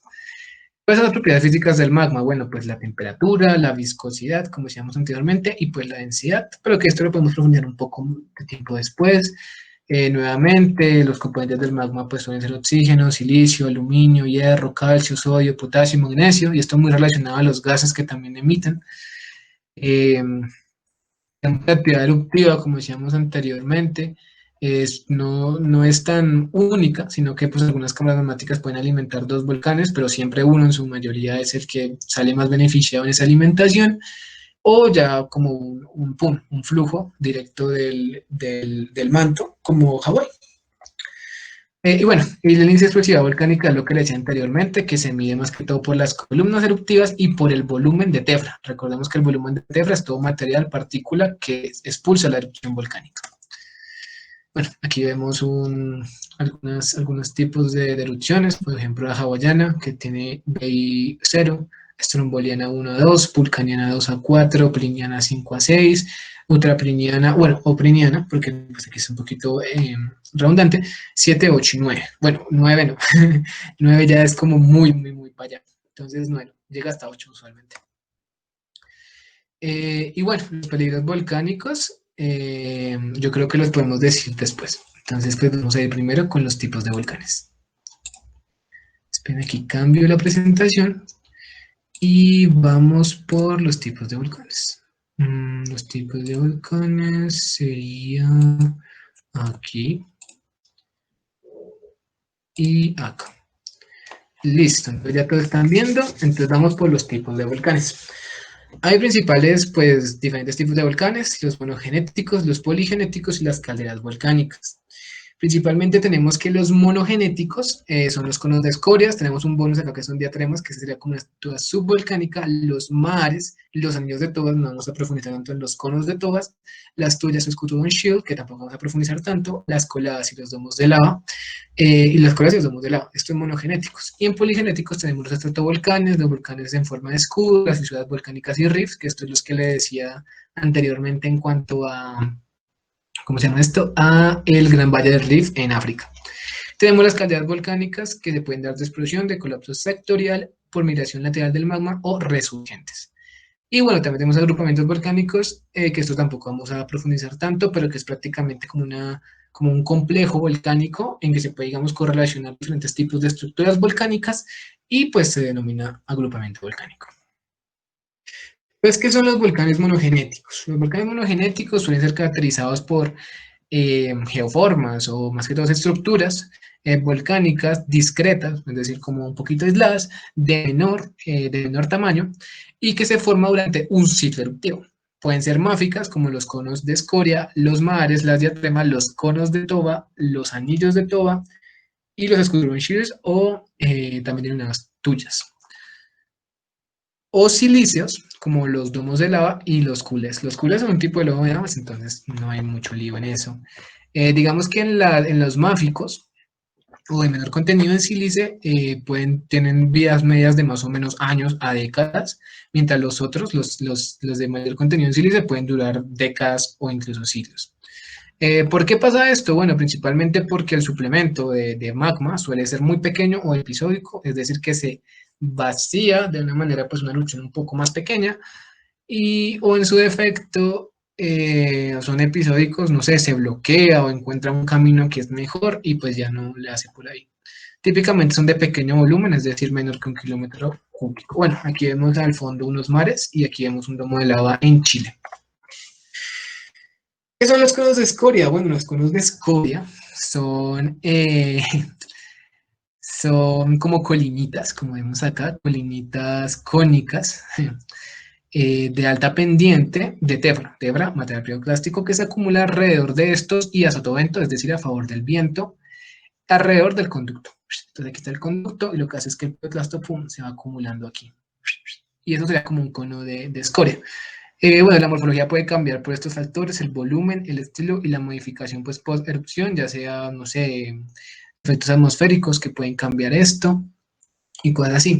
Pero lo principal es la denominación cono de escoria. Algunos de los conos de escoria, pues como decía anteriormente, pueden estar compuestos de material piroclástico, pero normalmente de escoria. Entonces la escoria, como decíamos anteriormente, son rocas pues con vesículas, poca densidad, lo que hace que cuando viene el viento se puedan moldear, más o menos sería la palabra, fácilmente. Bueno, aquí pues algunas características como su forma como de plato hondito aquí, y bueno, que el cráter es comúnmente de color rojo o morado debido a la oxidación, es decir, aquí salen los gases y empiezan a oxidar aquí. Tenemos de ejemplos como el Paricutín, como les decía, es uno de los ejemplos más mejores de vulcanología porque el Paricutín eh, como que nació y se extinguió, entonces fue como, o sea, vivimos, o sea, algunas veces, digamos, los geólogos vemos como, oye, aquí pasa millones de años, pero por ejemplo aquí vemos un cono de escoria que surgió en 1947 tal vez, y pum, y se extinguió como 30 años después, 40 años después, entonces es como un ejemplo muy interesante sobre eso. Bueno, aquí tenemos algunas características ya de morfometría, como que la mayoría de los conos de escoria son menores de 30 metros, menores o iguales, de 50 a 200, tenemos el Paricutín y el Cerro Negro, que son excepciones, que son más o menos de 500 metros, entonces eso es un poquito alto. Bueno, aquí otras características que son más que todo morfométricas. Ya pues cuando compartamos esta exposición, pues ustedes podrán verla más a fondo. También tenemos conos de espatra, que como decía anteriormente, no vamos a profundizar sobre eso. Sin embargo, quería pues decir que cuando habíamos visto lo de materiales expulsados, también habíamos visto esto de aglutinados. Entonces los conos de escoria son muy similares a los conos de escoria, sino que el material es aglutinado, como dice su nombre. Es un poco, es como similar a una plasta, como decíamos anteriormente. Y listo, y aquí vemos algunos ejemplos, como en Arizona, en Argentina, y el Paricutín es en 1943, que es más o menos los años en donde surgió este volcán. Tenemos un video muy esquemático sobre la construcción de un cono de escoria.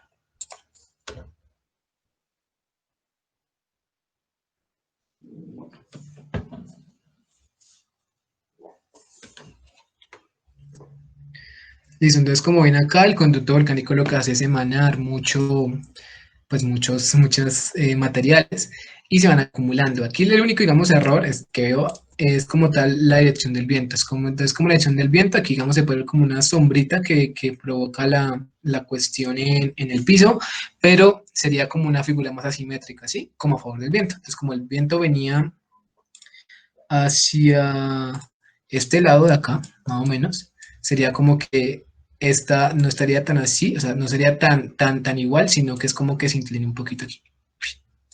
Entonces, más o menos como sí, como la única como crítica, pero igual creo que señala muy bien porque es la acumulación cerca del conducto. Listo, entonces tenemos, bueno, un bonus, que lo denominé ahí bonus porque es una estructura pues subvolcánica, que son las diatremas. Las diatremas que son, bueno, son conductos prácticamente alimentados por un dique que cuando se hacen contactos con aguas subterráneas o con otros tipos digamos, de ambientes, lo que hacen es que, como decía anteriormente, magma y agua no se llevan muy bien, lo que hace es que, pum, explotan y forman estos conductos. Esto es muy interesante porque en las diatremas se suelen encontrar, si no estoy mal, diamantes. Entonces es como, pues cuando tal vez sigamos alguna charla sobre minerales asociados al vulcanismo, vamos a ver que es muy bueno, o sea, que hay muchos, como gente encargada en buscar diamantes mineros y cosas así, que suelen encontrarlos aquí, en diatremas. Y pues suelen acompañar usualmente a anillos de tobas, que vamos a ver ahorita, y a mares, digo.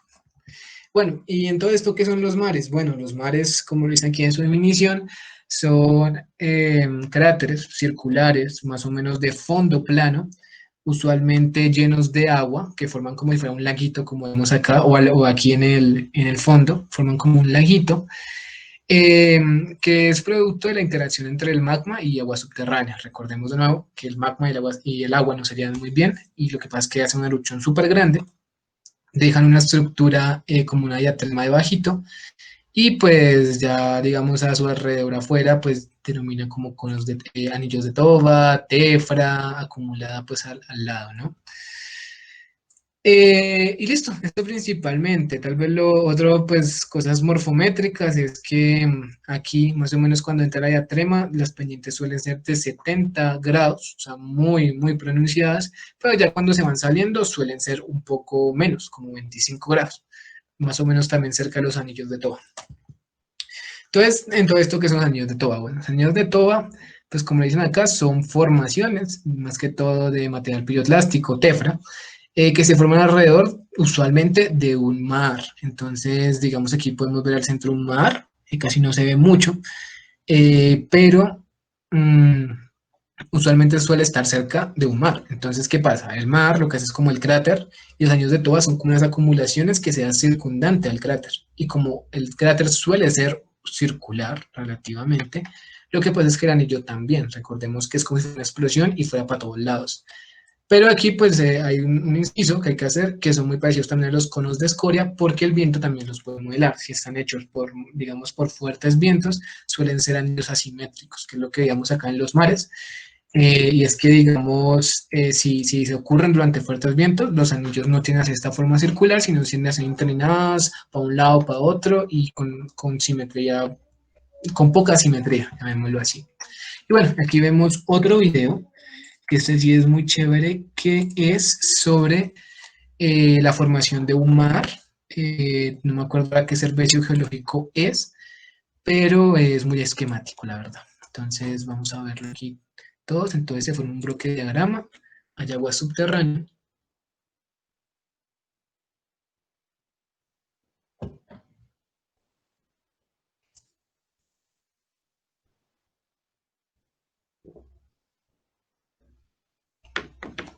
Y lo que pasa es que al contacto con el magma, sube aquí el magma, va subiendo, va subiendo, va subiendo, hasta que llega aquí, al agua subterránea. Cuando hace contacto con el agua subterránea, lo que hace es que esos gases disueltos suelen hacer una erupción explosiva y se forma pues, la erupción como tal. ¿Listo? Entonces, pum, deja aquí la erupción. Bueno, aquí está un poco raro en ciertas partes. Esto vendría siendo la diatrema. Creo que está muy duro, perdón. La diatrema se va acumulando y si es lo suficientemente poroso, pues se sube el agua y se llena en forma de mar, ¿listo? Porque los mares algunas veces pues no pueden estar llenos de agua, pero normalmente suelen estar llenos de agua porque esta es como la principal, o sea, cómo se forman, ¿listo? Y estos anillos que vemos aquí pues vendrían siendo los anillos de Toba que decía anteriormente. Y aquí se forman y listo.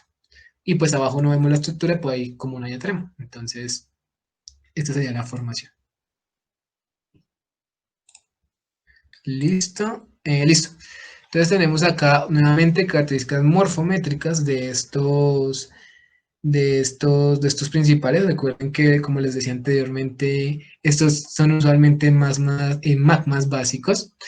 Bueno, los conos de Toba no los vimos, pero es muy similar a la formación de anillos de Toba, sino que aquí la diatrema se bloquea y forma como sí, forman como dos conos, ¿sí? En vez de dos anillitos como vemos acá en los mares. Y ya, es más que todo como esto, nuevamente, a los que tengan acceso a la presentación pues tendrán estas características y pues aquí también la fuente, que es donde pues salen todas estas imágenes. Bueno, nuevamente pues en cuanto a energía utilizada en los conos de escoria se necesita más poca energía, recuerden que con el contacto con agua subterránea usualmente se da un mayor índice pues, de energía, o sea, de explosividad, es decir, mayor liberación de energía. Y también pues tenemos la pilolavas, que si bien es un tipo de erupción, se pueden dar erupciones submarinas. Entonces, pues también se puede decir que es como una estructura, un tipo de estructura, pero es más que todo, yo lo asociaría más como a materiales, ¿listo?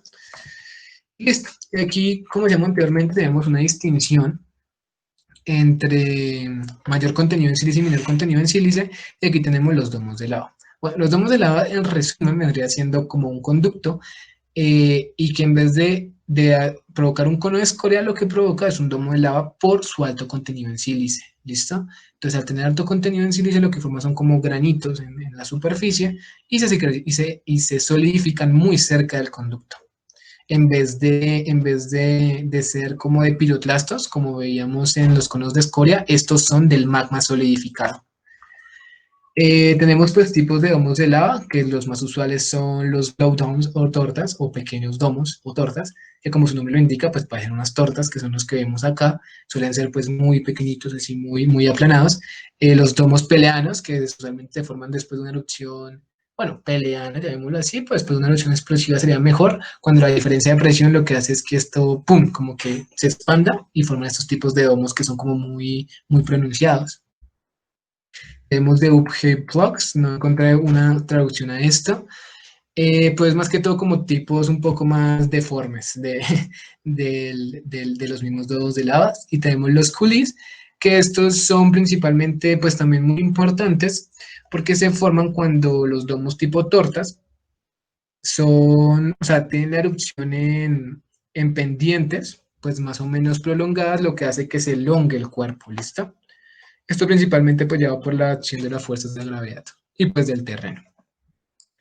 Entonces, ¿qué son los volcanes poligenéticos? Ya vimos que son los volcanes monogenéticos, los volcanes poligenéticos pues prácticamente serían lo contrario. Los volcanes poligenéticos son los que se forman durante varios y episódicos ciclos de erupción, más o menos vidas medias de 104 a 105 años, y pueden ser máficos o silíceos en composición. Bueno, silíceos no, alto contenido en sílice en composición. Eh, y son usualmente volcanes compuestos o estratovolcanes y volcanes en forma de escudo. Bueno, y aquí pues tenemos otros tipos de características, pero pues que no vamos a profundizar hoy. Bueno, no vamos a profundizar hoy, sino que pues no son tan importantes. Listo, estratovolcanes o volcanes compuestos. ¿Qué pasa aquí con el término estratovolcán? Bueno, pues cuando hice la búsqueda, yo lo reconocí usualmente como estratovolcán, pero parecía que usualmente se relacionaba estratovolcán con planos, ¿sí? Planos prácticamente horizontales. Y pues esto no es así aquí, ¿no? Algunas veces los planos, bueno, algunas veces los estratos, llamémoslo así, o capas de los estratovolcanes suelen ser un poco sí, no tan regulares como habríamos cabido en un estrato, ¿no? Entonces, eso es lo que pasa aquí. Entonces, por ejemplo, tenemos una vista. Entonces, bueno, ante todo esto, ¿qué es un estratovolcán o un volcán compuesto? Un volcán compuesto, prácticamente un volcán que se va formando, primero, durante varios ciclos eruptivos y que segundo, bueno, segundo, su magma suele ser un poco mayor contenido en sílice, sí, de mayor contenido en sílice, suelen formar como capitas de estos tipos de lavas, sí, de volcán, de magma, que va haciendo como una torta, ¿sí? Entonces, como que una capa, otra capa, otra capa, otra capa, y así va formando el volcán. Vamos a ver un video ahorita que es pues muy interesante y que principalmente suelen formar unas estructuras muy grandes como el volcán Misti en Perú, el Lascar en Chile, el Tongariro en Nueva Zelanda. Suelen ser volcanes muy grandes, por ejemplo el Nevado del Ruiz, que es el que vemos aquí, no, este no, es el Monte Hood, no, pero el Nevado del Ruiz también es un estratovolcán o volcán compuesto. Son como de los más típicos o pues más vistosos. Y bueno, aquí vemos un video de cómo se forma un volcán compuesto o estratovolcán. Entonces se va formando un episodio de erupción, otro episodio de erupción, ¿sí? Tututun, tututun, se van formando varios episodios de erupción, magma usualmente de alto contenido en sílice, eso es lo que hace que forme pendientes elevadas y miren, ahí pues va formando esto. Recordemos que cada de esos son episodios eruptivos, ¿no? Lo que nos ayuda también a sacar la historia del volcán. Listo. Entonces, pues vamos a seguir. Volcanes en escudo. Estos son, pues yo creo que el de lo más usual es ver a Hawái, pero aquí como dato curioso y como un spoiler de lo que se viene, digamos, en el semillero la próxima semana, y es que vamos a hablar sobre volcanes en otros planetas. Y este mismo es el Monte Olimpo en Marte, que es bueno, es el volcán más grande en el sistema solar, ¿no? Entonces, pues no sé, me parece muy interesante ese dato. Y que suelen ser muy grandes, ¿sí? Suelen ser los más grandes, estas formas de escudo. Entonces, ¿qué es lo que diferencia un volcán en escudo de un volcán eh, un volcán compuesto, estratovolcán? Es que estos suelen ser de menor contenido en sílice, es decir, pues tener basálticos máficos, como veíamos en Hawái, y por su mismo hotspot, suelen ser pues estos tipos de volcanes los predominantes aquí en Hawái, o ya sea pues máficos, ¿no? Como conos de escoria y bueno, ese tipo de estructuras volcánicas.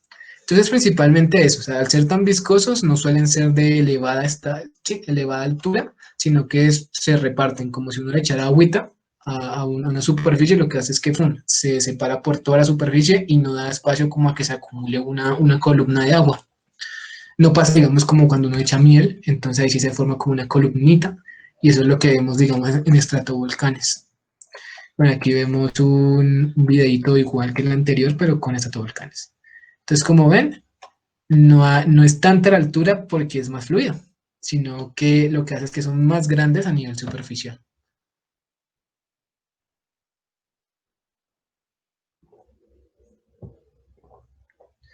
¿Listo? Entonces, esto sería lo principal del video. Listo. Y aquí vemos pues fisuras volcánicas y rifts, que esto es como decía anteriormente, suele ser en tipos de erupción efusivas, bueno, efusivas y fisurales, donde hay límites divergentes o donde hay fracturas, tienden a haber pues emisiones de lava. Esas emisiones de lava pues vendrían siendo pues, las fisuras volcánicas que vemos por ejemplo en Islandia. Nuevamente también esto es en Islandia, también suele ser en el Valle del Rift, cosas así, ¿sí? Son como tal digamos, las regiones donde este tipo de volcanes se dan. Y como dijimos anteriormente, son como dos superficies paralelas que se asemejan mucho a una fractura o a una fisura, y ahí es donde pues emana la lava o el magma. Listo, aquí vemos un video pues muy esquemático, la verdad, sobre cómo se forma.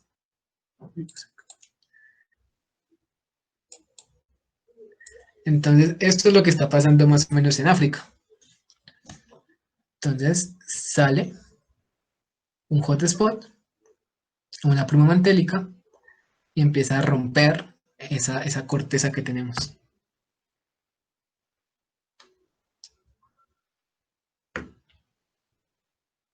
Ujú. Entonces creamos como una fractura y es como lo que está pasando en el Valle de Rif en África.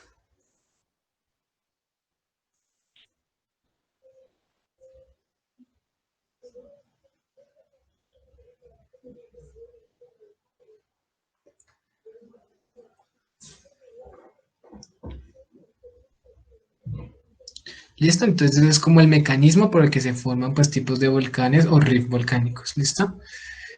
Esto es, y bueno, ¿y qué son las calderas volcánicas? Que este es nuestro último tipo de volcanes y como tal ya finalizando la charla o exposición, es que las calderas vendrían siendo prácticamente el cráter y se puede hacer como un volcán negativo, en donde no hay una estructura que se vea, digamos, en altura, sino que se ve en la parte de abajo, como un laguito, ¿sí? Como lo que vemos acá, que vendría siendo el lago Toba, que es una caldera de algo que se denomina supervolcán, o sea, no sabemos si, bueno, el término es un poco ambiguo, bueno, un poco no tan académico, en donde esos mismos supervolcanes pues erupcionan y dejan cráteres muy grandes. O sea, esto tiene como 100 kilómetros de diámetro, algo así. Entonces son calderas muy grandes. O sea, imagínense que esto sea eh, como la misma base del volcán, que cuando erupcionó, ¡pum!, se cayó bajo su propio peso y dejó esta caldera. Y se llenó pues luego de agua, llamándose a llamar luego el lago Toba. Bueno, aquí tenemos un ejemplo de cómo se forman las calderas. Bueno, lo adelanté un poco y es que se forma el volcán y cuando erupciona y es una erupción tan potente, lo que sucede es que esa misma erupción se vacía la cámara magmática y como deja un espacio, lo que hace es que se colapsa bajo su propio peso y deja un hueco en la Tierra. Y pues es que se denominan volcanes negativos, porque en vez de tener altura, lo que hace es tener pues como un hueco en la Tierra. Listo. Entonces sería como la formación y si se llena de agua, pues se puede llamar un lago, como el lago Toba. Tipos de calderas, bueno, pues tenemos calderas de explosión, que son basados pues en grandes erupciones explosivas que digamos truncan las cimas de los volcanes, lo mismo que les decía, se vacía la cámara magmática. El colapso sectorial, que es de en ciertas partes del cráter se colapsa, como vemos acá en el Port Foster, esto casi no estoy mal en Alaska. Por migración lateral del magma, que esto vendría siendo prácticamente como lo dice su nombre, es una migración prácticamente eh, vertical, un vaciamiento del magma, lo que hace que haya un hueco y ese hueco pues lo podemos llamar como caldera. Esto es una explicación un poco pues no tan académica, pero es como el mecanismo donde funciona. Y ya los resurgentes, que ya es cuando hay un gran edificio volcánico, lo que hace es que se colapsa y usualmente suele formarse como un relleno y suelen formarse como una islita en medio del lago. Aquí vemos el lago Taupo, que pues no se ve bien la islita, pero está usualmente en el centro, pero como veíamos anteriormente, en el lago Toba sí se ve la islita. Este sería una caldera resurgente. Listo. Y bueno, aquí vemos las características de todo, nuevamente son más que todo parámetros morfométricos y pues los que tengan acceso ya sea al artículo o ya sea a la presentación, pues pueden hacer acceso de estos parámetros. Y bueno, aquí hacemos la pregunta de que si existen los supervolcanes. Entonces, pues cuando yo encontré este artículo, pues hacían referencia a estos y los denominaban como grandes, usualmente calderas resurgentes de más de 25 kilómetros de diámetro, en el que al menos una erupción pues ha abierto, ha pasado. Tenemos pues supercalderas como la de Yellowstone, la del lago Toba, la de Taupo en Nueva Zelanda, bueno, y otros, ¿no? Y miren, un hecho de comparar es, por ejemplo, aquí Ana Krakatau no está aquí, pero digamos Pinatubo. Pinatubo fue una erupción súper, pues no sé, súper vista a nivel mundial y miren, tienen 2.5 el cráter. Entonces, comparado con todo lo demás, es sumamente, hablemos de pequeño. Y bueno, aquí hacemos pues un resumen de lo que hablé ahorita. Volcanes, pues como les decía, son más altura. Volcanes en forma de escudo, pues son un poco más elongaditos. Esto no quiere decir que no tengan tanta altura, no. Por ejemplo, Kilauea es un volcán en forma de escudo y casi toda su altura está bajo el agua. Y, por ejemplo, el Monte Olimpo también tiene mucha altura y también lo mismo. Digamos, en comparación con lo demás en su superficie, eso digamos lo que hace que el volcán pues se vea un poco más alto, aquí en la Tierra por lo menos. La caldera, estos son como tal decorato sectorial, esto es lo que habla de complejos volcánicos, y bueno, aquí ya vienen siendo más monogenéticos, y listo. Y listo, y pues aquí ya para finalizar es una pequeña reflexión en donde pues usualmente pues se hace aquí en el semillero y es que tenemos que tener en cuenta de que las erupciones volcánicas pues han matado lo que lleva el siglo XXI, se han curado la vida de más de 1.200 personas, no sé, pues tú lo hice el semestre pasado, entonces a lo mejor ha cambiado ese número. Y entre los siglos XIX y XXI, las erupciones volcánicas han provocado la muerte de más de 190.000 personas. Entonces, es una cosa pues, que hay que tener muy pendiente. Este mapa pues, indica en densidad poblacional cuál está afectado por riesgo volcánico. Aquí hablamos les decía que por qué tanta población se hace al lado de un volcán, y es porque los suelos tienden a ser muy fértiles al lado de un volcán. Entonces, pues la gente no se va a echar para atrás. Pues yo creo que económicamente pues, es viable la explotación de un suelo así de fértil, pues solamente ver Hawái, por ejemplo, o Indonesia. Indonesia está lleno de volcanes y vemos ese suelo y es súper fértil, tiene mucha vegetación. Hawái lo mismo, Islandia. Todos esos volcanes tienen una renovación continua de minerales, lo que hace pues que su establecimiento sea ahí muy bien. Por eso es que este artículo se denomina así, ceniza volcánica, inseguridad para las personas, pero seguridad de suelo fértil para el futuro. Entonces tenemos que buscar como un tipo de punto medio entre qué tan bueno está al lado de un volcán. ¿Listo? Y bueno, y aquí ya como última reflexión es que no existen desastres naturales, sino una gestión inadecuada de los fenómenos naturales. Recordemos que todo esto se ha estudiado durante mucho tiempo y si digamos yo que soy un estudiante, pues lo puedo decir, es que pues hay un acceso no tan abierto, ¿no? Porque hay comunidades que no conocen mucho sobre esto, pero que pues es bueno que lo sepan. Esta otra frase que el que no conoce su historia está condenado a repetirla. Y otra frase pues, que es muy famosa entre geología, los estudiantes de geología, es que el presente es la clave del pasado. Entonces, hasta aquí sea la presentación. Y no sé si tengan alguna pregunta. Si no la tienen, pues lo único que sería es si alguno está interesado en lo del semillero o ya es parte del semillero, se va a quedarse un momentico. Y ya, listo. Muchas gracias. Qué pena con el compañero, pero no pudo llegar, entonces estuvimos corriendo un poco. Y listo.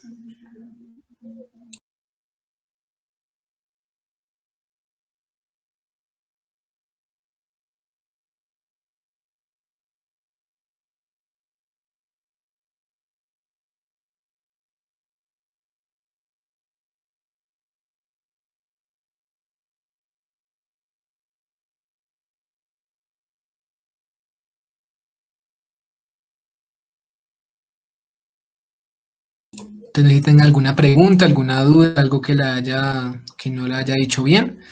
Si no, en unos 5 minutos, pues empezamos como la, sí, como el semillero, pues no como tal, sino estos últimos 10 minutos, pues para organizar más que todo lo que va a ser eh, el semestre.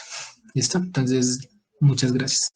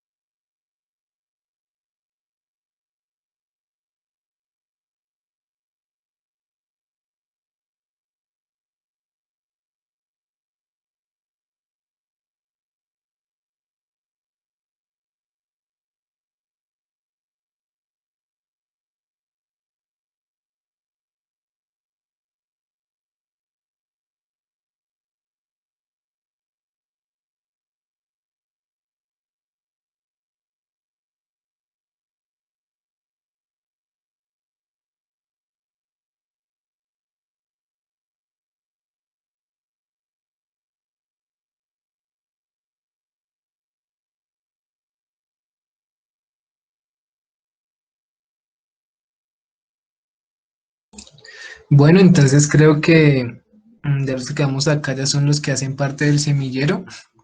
No sé si alguno que esté por ahí no hace parte del semillero o del grupo este donde normalmente comentamos las charlas. Si no, pues fácilmente puede pasar ahí en el chat el número y lo agregamos. Pero pues sería usualmente eso. Bueno, pedimos disculpas nuevamente, el compañero al final nunca llegó. Y bueno, y estos 15 minutos que en verdad iban a ser media hora, lo íbamos a utilizar principalmente para sacar algunas cosas del semillero, principalmente para que se presentaran y cosas así, pero pues ya con el tiempo que nos queda no creo que alcancemos a eso. Sin embargo, de las cosas que tocaba hacer en algunos anuncios es que el próximo semana vamos a tener otra charla que es de vulcanología planetaria y mientras nos organizamos, pues no va a haber reunión entonces. Bueno, o sí va a haber reunión, pero no en el horario normal. Entonces lo que tocaría es sacar algún tema en específico, no sé, lo que quieran hablar, algún tema que hayan tenido dudas hoy, no se habla de peligros volcánicos, porque usualmente pues el compañero es el que sabía. Entonces, la idea sería como, no sé, algún tema de los integrantes del grupo de que les gustaría algo en específico y la idea es que en 2 semanas o cuando hagamos una reunión del grupo, si la próxima semana alcanzamos, tratar de que cada uno, o cada, por ejemplo, Juan Esteban tiene una que pues le gustaría una charla de islas volcánicas. Eh, entonces sería como eso, no sé, aquí si alguien no se animaría a hacer charlas, bueno, no charlas como tal de islas volcánicas, sino como un tema en específico. Entonces, esa es la modalidad que quería pues preguntarles, ya que pues los que están aquí ya son los que quieren, ya sea cuando hablamos a presencialidad mejor o cuando tengamos algún seminario o algo así, ya ser partes pues oficialmente del grupo. En cuanto a lo que vendría siendo exposiciones ahorita en la virtualidad, ¿sí? Porque es que ahorita no podemos sacar, digamos, algún producto o alguna cosa de investigación. Entonces sería como organizar diferentes charlas pequeñas enfocadas en un tema, pero no así como lo hicimos ahorita, que todos dijimos todos, no, sino que, por ejemplo, eh, digamos aquí que me aparece, no sé, Angie Rochelle. Entonces Angie Rochelle lo que hace es que se escoge un tema de islas volcánicas y hace una exposición de, no sé, 10 minutos o algo así. No sé si les parezca esa modalidad en cuanto a, mientras tanto, en la virtualidad, o si les gustaría otro tipo como de encuentros. Ya como decía anteriormente, están como 10 o 5 personas que se encojan partes de un tema, por ejemplo, la formación de islas volcánicas, o ejemplos de islas volcánicas, o le gustó una isla volcánica y quiere exponerla, o qué tipos de magmas intervienen, qué tipos de gases intervienen en la formación de islas volcánicas, los tipos de islas volcánicas que hay. Sería como esas cositas, ¿sí? No sé si les parezca bien esa idea, o en su defecto, no sé si tengan alguna otra idea en cuanto a estas reuniones que vamos a hacer en el semillero, para que no se vean como que solamente uno concentra el tema. No sé, porque por ejemplo el tema de estas islas volcánicas pues me parece muy chévere, pero sería tratar como de repartirnos el tema entre todos los integrantes y tratar de sacar una exposición más o menos decente para que se puedan discutir diferentes tipos de perspectivas, bueno, no de perspectivas, sino como de, digamos, no entendí algún concepto o algo, nos ayudemos entre nosotros. No sé entonces si les parezca esa idea, lo pueden escribir en el chat si están de acuerdo, si les gustaría algún tema en específico, no sé, si les gustaría, no hay problema, si tienen alguna otra observación. Como les dije anteriormente, estamos cuadrando en la charla con la profesora Rosa de la Universidad Autónoma de México sobre introducción a la geotermia, muy similar a esto, pues con geotermia, más que todo manifestaciones geotérmicas. Ya el próximo, Julián Andreas Corso nos va a una exposición de vulcanología planetaria. Y sería eso. No sé si tienen alguna otra idea o si les gustaría exponer. No se preocupen si no saben mucho. O sea, una exposición como de 5 o 10 minutos y la idea es discutir. Esta charla es como tal de introducción, como habíamos dicho anteriormente, entonces no sería como tan grande como eso, sino reunirnos, tratar de discutir un tema y ya, se hacen las como las reuniones del semillero, por, al menos en este semestre. Ya cuando volvamos en forma presencial, ya con todo ese conocimiento que tengamos aprendido, ya sería pues enfocarlo a algo. Entonces no sé si estén de acuerdo, si no estén de acuerdo con la modalidad. Serían 2 semanas, no se preocupen por el tiempo, no sería la próxima semana. Entonces yo creo que hay suficiente tiempo. A mí me gusta, me parece un tema chévere este de las islas volcánicas. Entonces no sé si les parece o no les parece. Y sería pues escoger, digamos, algún tema en específico. Entonces no sé si, si confirman ahí en el chat o quieren hablar ahí en el micrófono, no hay problema.